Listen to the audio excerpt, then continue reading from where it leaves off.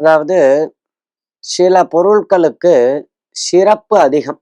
அத நேரடியாக பூமியில் வைக்கக்கூடாது அப்படின்னு சாஸ்திரம் சொல்றது. அதாவது டைரக்டா அதை பூமியில வைக்கக்கூடாது.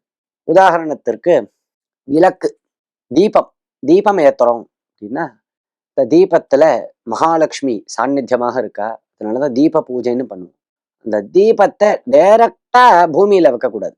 கீழே ஒரு தாம்பாளம் அல்லது இலை, ஏதோ ஒண்ணு, ஒரு பீடம், ஒரு பலகா, ஏதோ ஒண்ணு போட்டுதான் தீபத்தை வைக்கணுமே தவிர வெறுமே தரையில தீபத்தை ஏற்றி வைக்கக்கூடாது. அதே மாதிரி பூஜை மணி, பூஜைக்கு உபயோகப்படுத்தக்கூடியதான மணி இருக்கே, அத தரையில வெறுமை அப்படியே வைக்கக்கூடாது. அதே மாதிரி பழங்கள், வாழைப்பழம், மாம்பழம், ஆரஞ்சு, ஆப்பிள், இந்த மாதிரி பல பழங்கள் இருக்கே, மாதுளை, இந்த பழங்கள்லாம் டைரக்டா பூமியில வைக்கவே கூடாது. சில பேர் அப்படியே பழத்தை வாங்கி தரையில டமால்னு அப்படியே வைப்பான். ரொம்ப தவறு. பழத்தையும் ஏதோ ஒரு தாம்பாளத்தையோ அல்லது ஏதோ ஒரு மேஜை மேலேயோ இப்படிதான் வைக்கணுமே தவிர டைரக்டா பூமியில வைக்கக்கூடாது. வெத்தலை, வெத்தலைய டைரக்டா பூமியில வைக்கக்கூடாது. அதையும் ஒரு தாம்பாளத்துல வச்சுதான் வைக்கணும். அடுத்தது புஸ்தகம்.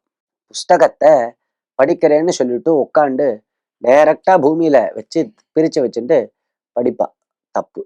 மேஜையில உட்காந்து புஸ்தகத்தை திறந்து வச்சிருந்து படிக்கலாம். கீழே உட்காந்து படிக்கிறதா இருந்தா ஏதோ டெஸ்க் போட்டு வச்சுட்டு படிக்கலாமே தவிர டைரக்டா பூமியில புஸ்தகத்தை வைக்கக்கூடாது. அதே மாதிரி கடைசியா பார்த்தா இவனும் டைரக்டா பூமியில உட்காரக்கூடாது. கீழே ஏதோ ஒரு ஆசனம் அல்லது ஏதோ ஒரு விரிப்பு, ஒரு ரஜாய், ஒரு பாய், ஏதோ ஒண்ணு போட்டுதான் இவன் உட்காரணுமே தவிர டைரக்டா இவன் பூமியில உட்காரக்கூடாது. அப்படின்லாம் சாஸ்திரம் நம்மளுக்கு ரொம்ப சூக்ஷ்மமாக சொல்லி கொடுக்கறது.